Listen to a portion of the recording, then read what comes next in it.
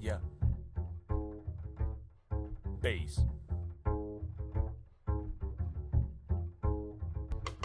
Turn up. Parents need more education options for their children. Teachers should be afforded more freedom to teach without big government interference. If we really want to make American education great again, the dollars to fund public education should follow the child. You're listening to the Rickey Revelations podcast. Here is your host, Richard Norman Rickey. Tory, thanks for joining us. I want to talk about parenting kids. You and I both share something in common. We both have kids that have graduated from high school, and I think our kids went to Gateway College Prep. I know my son did. You've got two kids that went to Gateway schools, right? Yes, sir. Yes, sir. Two. One went to Gateway Prep, the other went to Gateway Tech, and both graduated with honors. So, why, when you were looking at educating your kids and the options, why did you decide to choose Gateway, let's just say Gateway College Prep for one of your kids? What were you thinking? one of our biggest reasons was that we wanted our kids to be prepared. And Gateway College Prep especially prepared. It was just that preparation thing. And our biggest things for putting our kids there was the competence. So we believe if they're competent, they're going to be confident. And that competence level was the thing that we pushed for, and we felt like this is where we were getting that was going to be the maximum piece. Was like, man, here's some competent kids. So when they're confident in everything that they were going to be doing. And both schools provided that for us. We could see that right away. As opposed to the schools where they were at, where you felt like there wasn't the kind of rigor, or explain that a little bit more. What was wrong with where they were at? The rigor was there, but the rigid of, okay, there was no flexibility for them to grow creatively. So their academics was just it was a straight line, but it wasn't a creative line. So therefore, their learning was kind of hindered at that point, where they could only go so far, and then that was it. It was a stopping point. So we wanted them to be creative when they learned, and that was going to produce the growth that they got, and that happened right here. And both of them graduated, one from Tech and one from Prep. And then what have they gone on to do now? I mean, it's been a few years. Yes, my daughter, who graduated from Tech, salutatorian, she went on and she got her undergrad at Mary Hardin-Baylor, and then she just got her master's at Maine. The youngest who graduated went to Full Sail College, and he graduated in 20 months. So the whole point of that competence, stepped in there confident, and now they're writing, as my daughter's writing, curriculums for universities now. And so you're really pleased with what you got at the Gateway product. Absolutely. You're thrilled. Was it all smooth sailing though? I mean, did you hit some bumps along the road in terms of your kids struggling a little bit in the classroom or at the school? Yes, and for the academic part of it, that wasn't the struggle as much of putting it in perspective. You know, we come back to how do you eat something? You got small bites at a time. It's small consistency. And so that was our biggest piece to talk to our kids. Same thing when we had interactions with teachers. Small, consistent steps. So are we handling these small steps well? Because if we're not handling those small steps well, we got to get back to that. So our reputation only follows our repetition. And that was our big thing. Okay, so are we doing our reps? Are we doing our small reps? Are we doing our medium reps? Are we just trying to run to the big reps? And so when we talked to our teachers, those were kind of like, we gave them our vision and seeing if that lined up with the vision here at the school. And once the educators saw that, they were like, oh, okay, yeah, we can get in line with that. So as a parent. So you said, so you had some conferences with your teachers, your kids' teachers. Mm-hmm. And it wasn't that there was anything wrong going on. It wasn't like they weren't doing well. It was you just wanted to make sure you were aligned with them? We were aligned with them. And there was some struggles with the kids of, hey, I don't understand this. I don't understand why this is happening.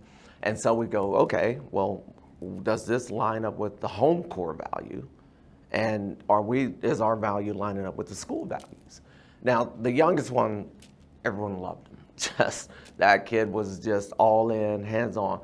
And our daughter, you know, she had some questions, she had some challenges, and she wanted to challenge everyone. However, is your challenges actually changes that need to be made, or are there changes that you need to make? So both of them had to work, and as we brought everyone together, then there was the understanding. That brings up the point about the role of parents in raising your kids up to be successful in the classroom. My philosophy, I told my kids, I go, look, I'm always going to support the teachers. I start off believing in them, trusting the teachers, and that they're always right. Now, I know that they're not always right, but I wanted my kids to know that I'm behind the teachers. It's a tough job. If I had to have you in my house doing what we do every day for all these hours at a time, I'd probably get upset with you once in a while. Not my daughter, she was the perfect kid, but my son, you know, we take these tournaments and play basketball, and, you know, we got a whole group of his friends together, you know, for several days. And by the time I'm driving home from Dallas, I'm ready to kill some of them. Yeah. And I could always think to myself, what would it be like? Because my son was all over the place, a little bit more challenging. So I started off with that kind of basic premise, and I tried to educate my kids on that. Okay, first of all, I'm behind the teachers. Okay, I've entrusted the teachers with educating you. Here is my son and my daughter. You do your thing, but I'm behind you. I'm going to support you. And then with that, I always felt like, well, there's also some responsibility for me. So when you talk about what you felt your role was to support the teachers, how did you feel about that? And what did you communicate? One of our biggest things, well, when we talked about that competence thing, so competence, to build confidence, you didn't pat everything on the back. So that means there had to be some evidence somewhere. So it's a tough job. If we believe teaching is a tough job, that means somebody's going to have a bad day. Not every day is going to be good. And so the power of expectations, I show up and, okay, so let's not call a bad day a bad person. And with a teacher, we stand beside them, not necessarily behind them, but beside them. And so that means we're all standing on the equal grounds. So we're going to hear everybody out. The adult has to be there. We have to give that adult that authority.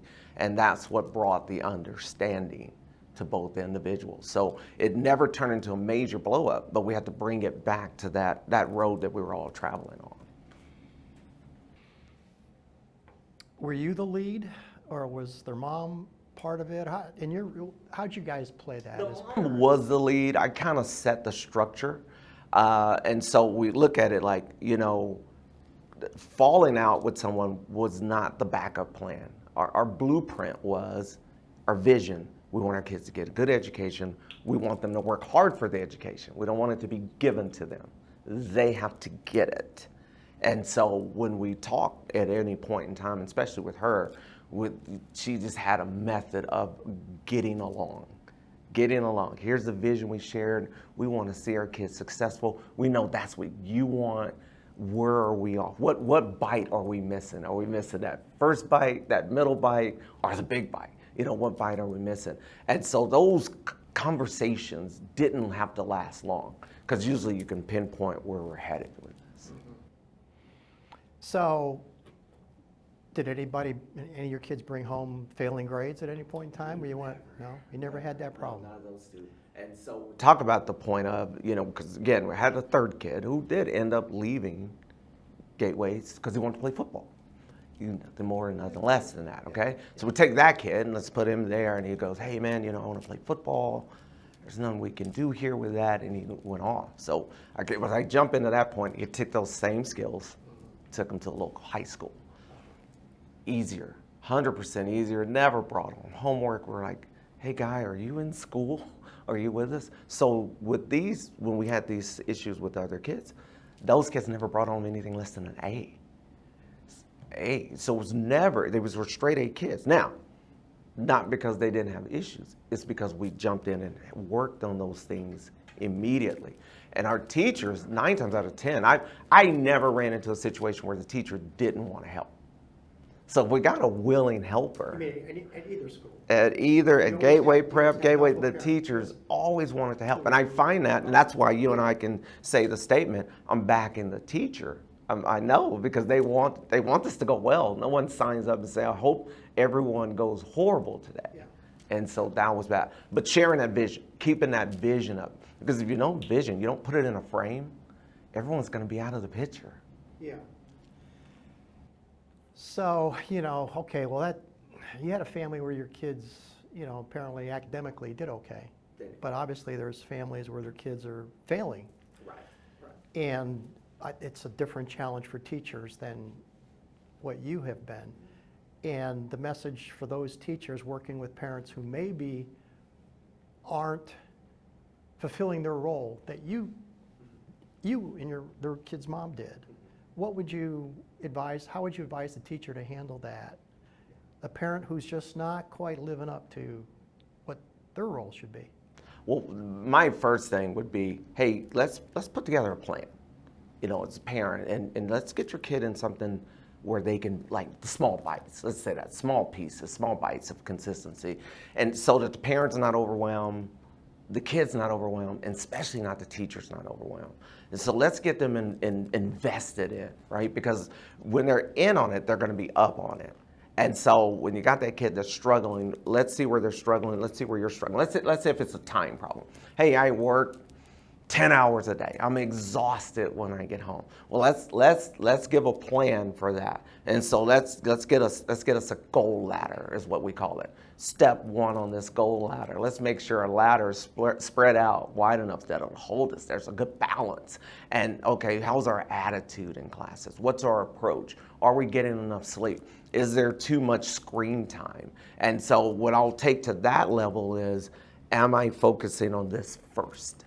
First view I got, I need to get my first vision that I have. How do I grow in my classroom and how do I grow my kid? Okay, let's spend time with your kid. What's our first thing? What's your first thing when you get off work? So I traveled a lot. First thing I would do after speaking 6 hours driving into town was go upstairs, spend the next 3 hours with my kid.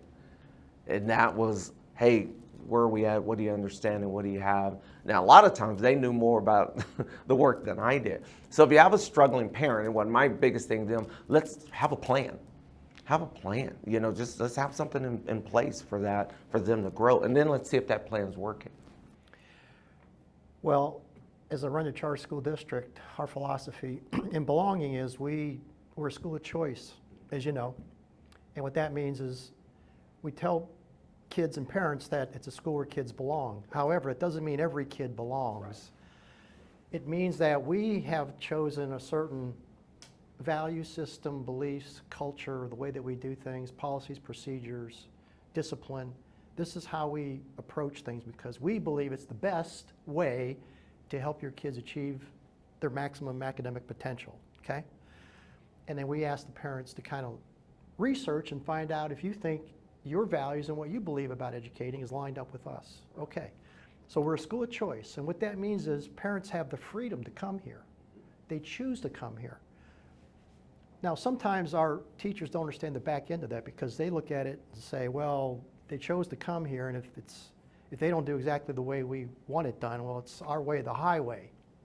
And that can be the attitude sometimes of some educators in schools of choice, right? I've seen that. I know it happens.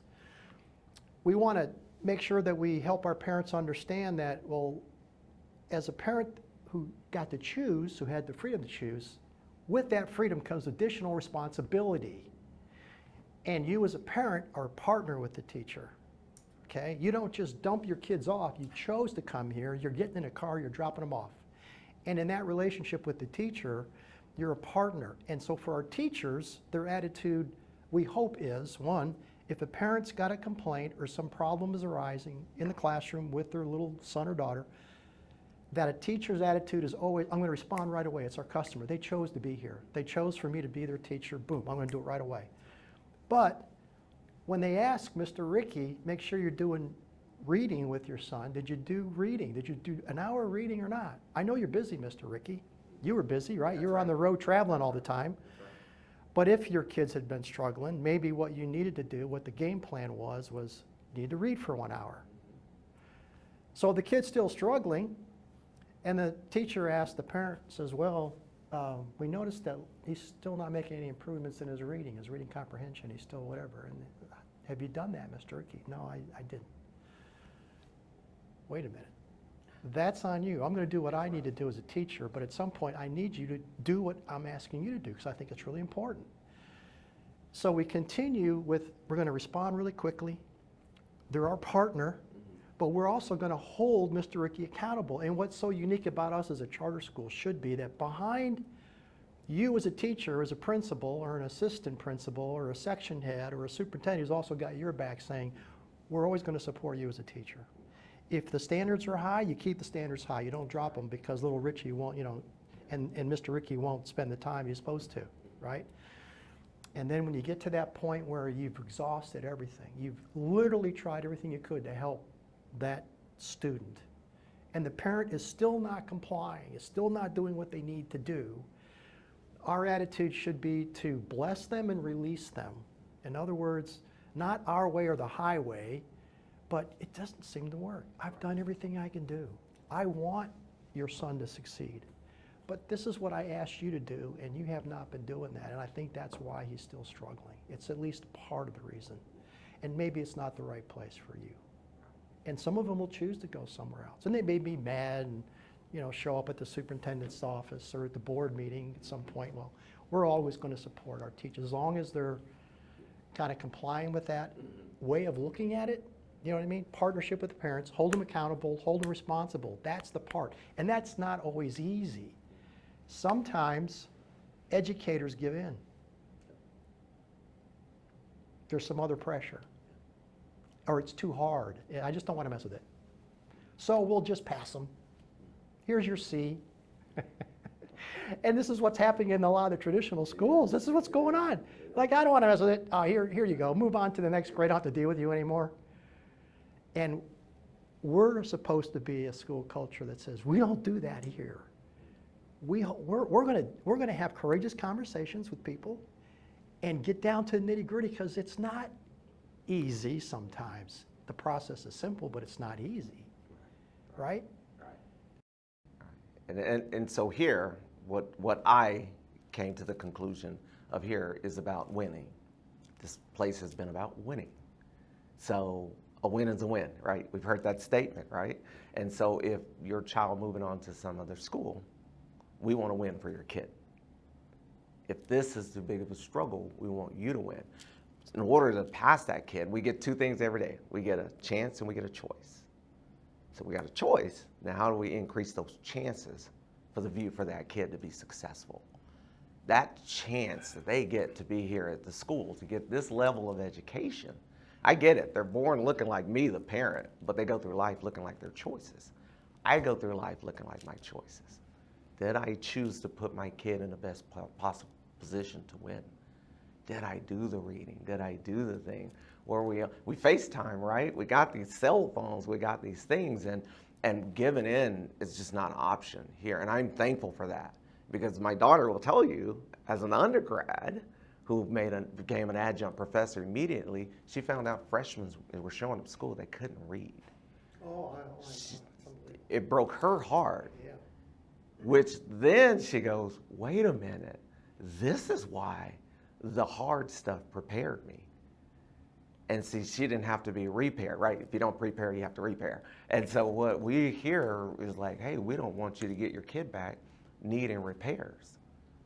We get it. The standard is high for that specific reason. Because now that next level, third life level is a preparation. Again, back to, I think every family should have a vision, a view of what their kids. You think every parent's attitude should be, you got to bring home all A's? No. I think every attitude you should bring home all effort.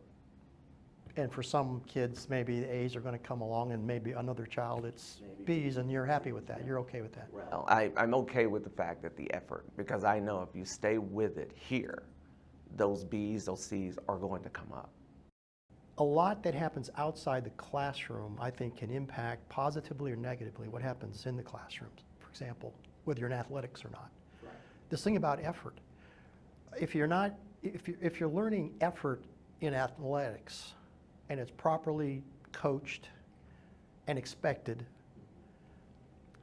I think that helps in the classroom. I don't think there's any conflict between high academic standards and having an athletic program. In fact, I believe it enhances it. Do you feel that way? I 100% agree. 100% agree. What do we learn on the field? Hey, you don't have to be perfect, but be present.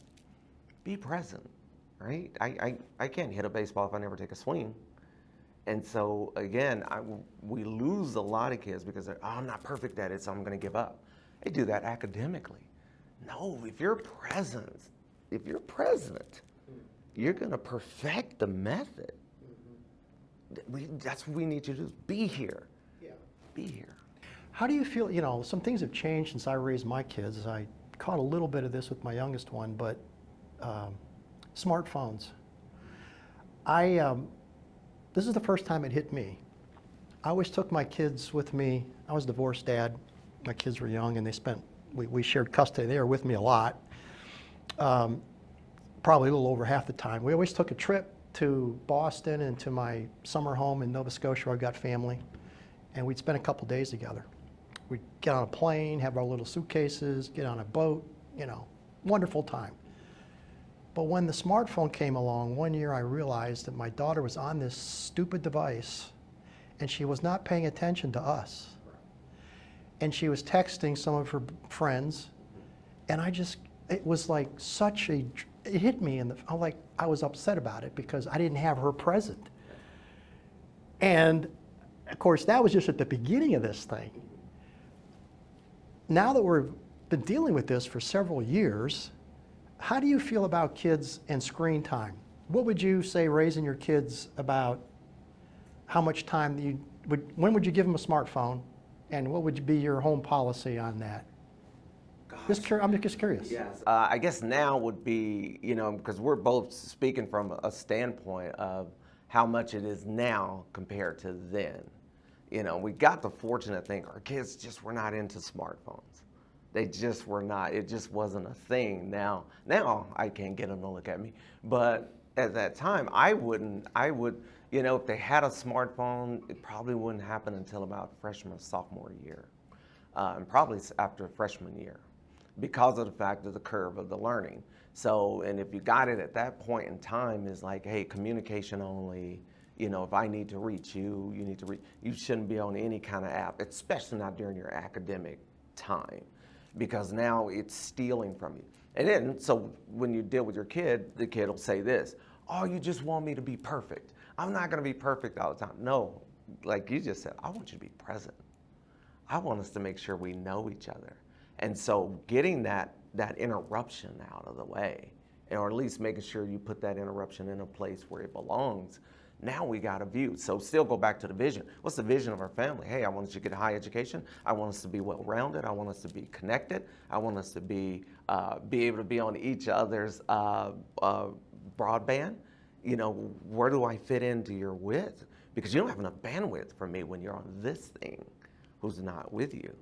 Be present with the people in the room. You wouldn't let a 10-year-old in your home? Oh, absolutely not. Okay. Absolutely not. There's a big debate now on how much screen time kids should have in our schools. We're wrestling with this as an organization. I think the legislation just passed not having cell phones. I think it goes into effect next year maybe, so we got a year to kind of plan for that. And I'm okay with that. I'm not so sure to eliminate screen time completely. I'll just tell you how I feel about that. First of all, the teachers are the most important thing. And because they're the motivator, and I think technology is going to be more and more used by teachers to help them do a better job as a teacher, to individualize things, to catch things that maybe they're not catching. And I think when they're using AI assistants and whatnot, and I think our kids also are going to need to learn that and be really good at it, because it's just where we're going, like it or lump it. However, if our kids don't learn all the same things that we all learned, how to read and write and think and add and subtract, how in the world, Tory, are they going to be able to properly prompt an AI assistant to give them the information they need? You know what I mean? I mean, it's like there's some people that are like, and we're hearing this now. I've heard from some teachers saying our kids are not reading as well because they're just not reading. They don't have books. They're on tablets. They're just looking at their little short videos. I'm like, I don't think that's really a good thing at all. I think it's a mistake. Right. if parents just say, well, they got artificial intelligence, we're going to put a chip in their brain, that's going to make them. So I go, whoa, wait a minute, right? Is that how you feel about it too? 100%. And so one of the things too, and even though teachers may defend, hey, the kid needs a screen, well, it turns our teachers into entertainers. How long am I going to, now I got to entertain you and educate you? And so that was one of my biggest outlooks to it. When my screen is short, my attention span grows with what I look at the most. So now, if you can't get it to me in 30 seconds, then I'm not going to be invested in it. Isn't there a little bit of entertainment that goes, aren't good teachers somewhat good entertainers? Everyone is, but not for 30 seconds at a clip. And now I got to go to the next clip. Well, by the way, I got 20 other kids. No, I know, but I think there are some lessons that I think are delivered better with some videos and Khan Academy or whatever than some teachers can deliver it. I'm not saying all. Right. I'm just saying that I know for me, there's been a few times where I went to something that was produced in a studio or using AI, and it presented it in a way I went, oh, now I get it. Mm-hmm.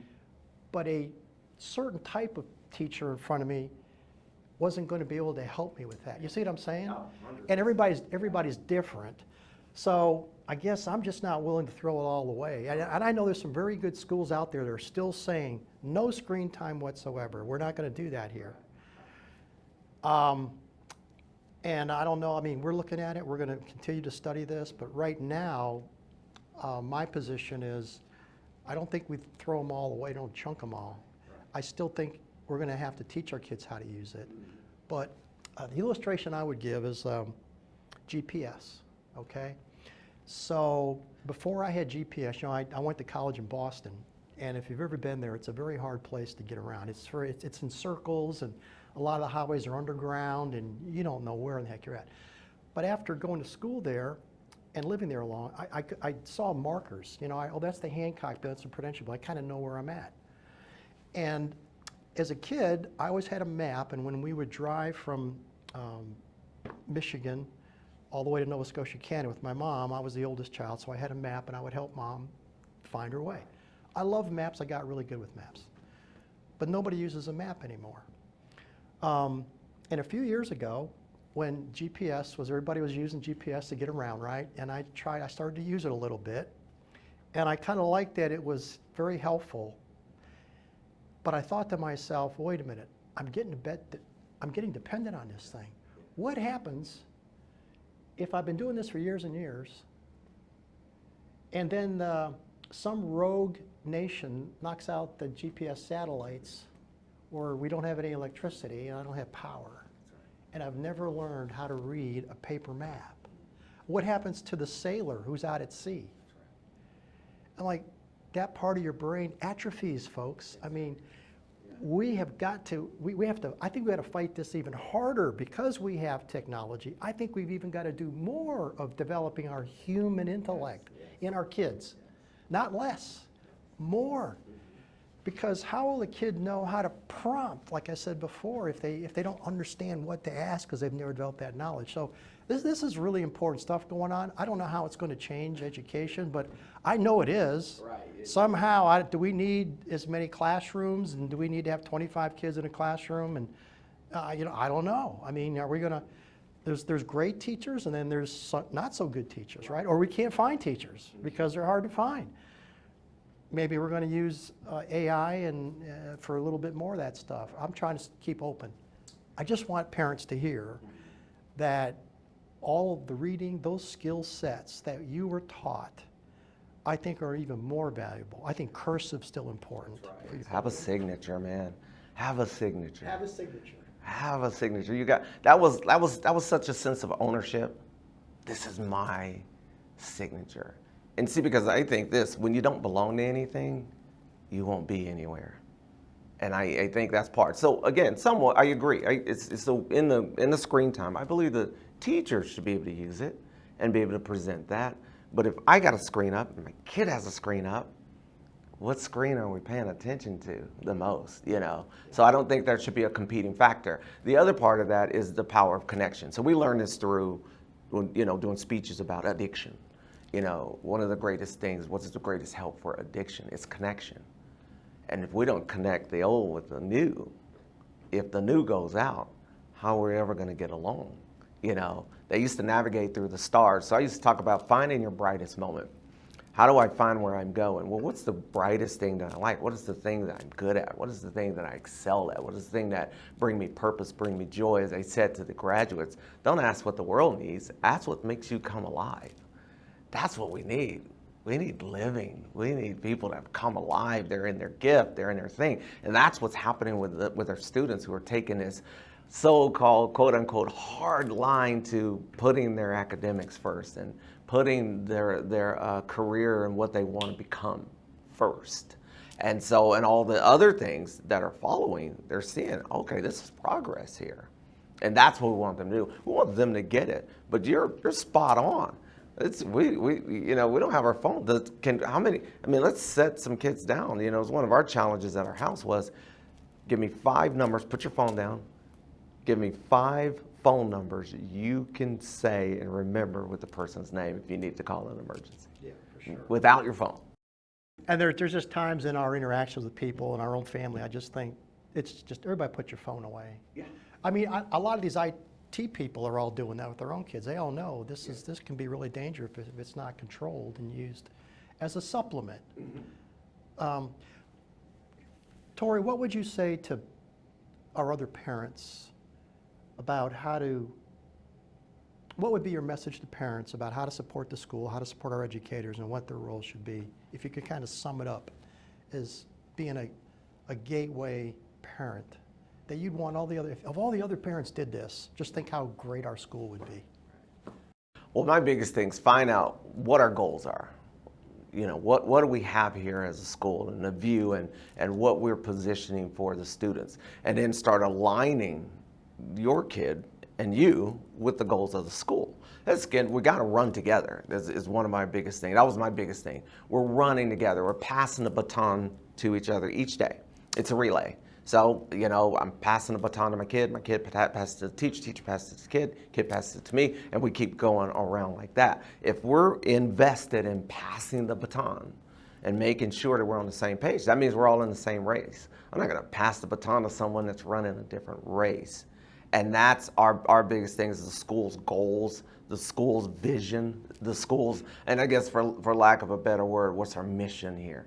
You know, and our mission is like we want to grow some for my words, we're violently intelligent students who are going to do some amazing things, accomplish some greatness, and then look back at, hey, parents, we want you to be a part of what we're doing here. It's a team effort. We're all part of the same team. So pass me your frustration baton. I'm gonna pass you my frustration baton. The kid's gonna have theirs. But when we're all linked in this together, we're gonna all be able to conclude, hey, this is how we win for our child. So every school that I know, and I know this because I've got family members that are educators and principals and all that all over the country.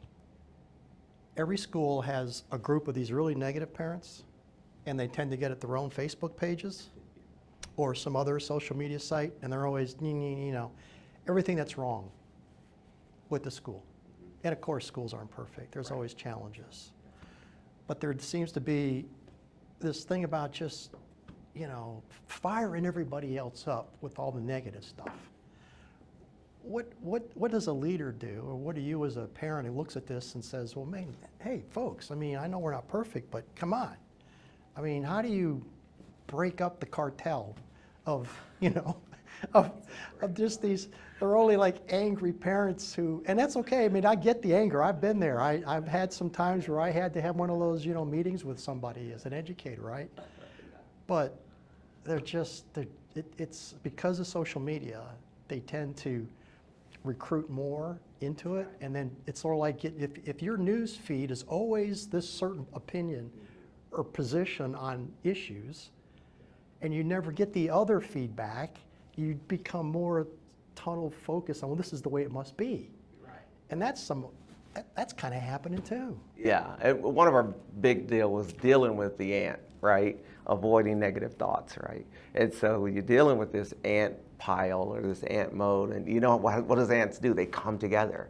They look for it. And so the draw of the negative. So, okay, let's go with the positive. We call it the puzzle effect at our house. The puzzle, you got to put together, you see this picture, that's what you're going for. But you see this piece, like where is it going to fit in? Are we building when we get on social media and cut down everyone? Or are we tearing down? See, we all know it's going to take all the pieces to get the picture. And if you bring your piece to the place where it can be dealt with and fixed, then we can get to this picture we want. But if you keep the piece out here and you start taking pieces away, we're never going to get that picture. And I guess the one picture that you want is a picture for your kid. So let's find out where that picture is coming from. Let's see, what pieces are you missing? Are you thinking your piece doesn't fit? Well, maybe not yet, but we got to keep building. And we can't build outside the place where we're going to get the solutions from. So our statement was, you can't fix the problem if you're always fixing the blame. We got to get in that place where we fix the problem. Yeah, there's going to be frustration. We know that there's going to be those things. But let's run to the solution, not build the problem. We want to build the promise that we want to keep to each other. We have a promise to our kids. We have a promise to the parents. But we also have promises to the teacher. And so that's where I go with that part. Oh, some of the criticism that comes from parents is they don't agree with the whether it's a policy of discipline or policy on homework or the grades. They don't, and many times it's that they want more accommodations made for their kids, behavior. Now, as a school of choice, we like to establish this is what we do and we're sticking by it. We ain't changing. You need to adapt. We're not going to, on these things, we thought these things through. This is how we feel about it. We're not going to accommodate. We're not going to lower our standards because you're upset and angry. You, as a parent, need to raise the bar for your kid's behavior, for example, right? But what we see seeping into a lot of our traditional public schools is there's this giving in, and there's a lot of parents that like it that way because it's easier for them, right? They want, and then they think, oh, their kids, it's all that. And we're trying to take a different approach. Let's say the high energy kid. Let's go with that. Oh, I love that one. Yeah. I had one of those kids that tell us about that. Let's talk about the high energy kid. Yeah, that kid. That's me. I'm to this day. 4 hours sleep. I go. So when I walk into these, Some of your teachers, you drove crazy? I was trying to drive. I couldn't see over the steering wheel. So again, do we want that kid driving? See, because if I accommodate him, now he drives. I got you. And so let's go when I go and speak into these elementary kids. So I get 300 K through 5th grade kids. They got to sit on the floor for 45 minutes. First statement out of my mouth, how many of y'all are high energy? I am. So you realize I'm a high energy, you're a high energy. I don't have to adjust myself to you. You can adjust to me. You can use your energy for this. So instead of setting them to the side or medicating them, let's figure out where do we put that energy. Let's teach them how to use it. I think one of our biggest tools that we have is the ability by educators, the educators here, was they took these things and they turned them into tools. And they taught that energy and taught it to be a promise, not a problem. So if I use it to listen, that's a promise. If I use it to disrupt, that's a problem. I can put these in perspective. Now, as educators, our educators are having now we're making them more creative, or we're putting them in creative positions to go like, okay, that gets bouncing around. That's not a dysfunction. That's part of the energy that's coming. Bounce around, don't be disruptive. We want you to make sure you understand. You got to use your energy not to be disruptive, and I think that's part of it. Well, you as a parent got to help with that too, right? So, and I'll, that's a nice safe way into the next, I think, discussion we can have about that, because that's such a big issue, Yeah. and I got a lot of experience in this, and I got a lot of thoughts about it. And it's really important because we're asking our teachers to control 25 kids who are so different. And they got to meet the STAR exam expectations, and they can't. Can you imagine what a tough job? But I know that my son was one of those super hyper kids, and I know it was because of the medical trauma he went through. I understood that later in life, and now I understand it. But he needed educators that could work with that. And not every educator is skilled in that. Then some of them are going to be good and some aren't. And but what he went through and his challenges did not excuse him not doing well in school. That's why I tell you, I don't lower my standards because he had this challenge that most kids didn't have, right? He can still do it. We're going to have to figure out a different way for it to get done by him, because he is not going to sit still, and and he's not going to not disrupt if he's not allowed to use this bent up energy, right? And yet the systems we've set up makes it almost impossible for that teacher in front of all these kids to handle, because then they got the special ed kids, they've got this other kid with special needs, and it's like, what in the world? And so what typically happens is, well, let's just medicate them, and that makes everybody's job a lot easier. And a lot of parents, Tory, buy into that because it makes their job easier. And I know when I was raising my kids, there was a time where I had to change and adapt to where my kids were at, and it meant a little more work for me. And I went against what people were telling me, well, you need to medicate them.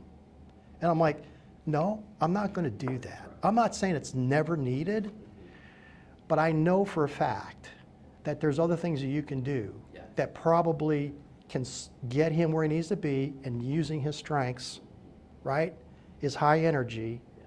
And I'd like to help some parents with that, and just say, consider this, and to our educators as well. And I had one of my sister is an educator. I got to see her in the classroom.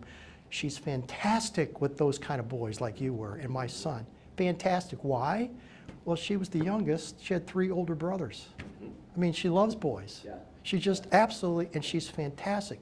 She'd be teaching a lesson on Shakespeare, and those kids are all doing a play. All the boys are doing a play. She loved it. Now, does every teacher have that gift of putting together a lesson plan using Shakespeare and the kids are all running around? No. Right? No. So sometimes it's just finding the right match. But anyway, well, let's talk about the next time we're together, because that's a really, really good one. Thanks, Tory. I appreciate it. It's been great talking to you, and hopefully it's been helpful to some of our parents and our educators as well to hear how you and I feel about this, being parents of children that graduated from Gateway Prep and Gateway Tech. So appreciate everybody. Yeah.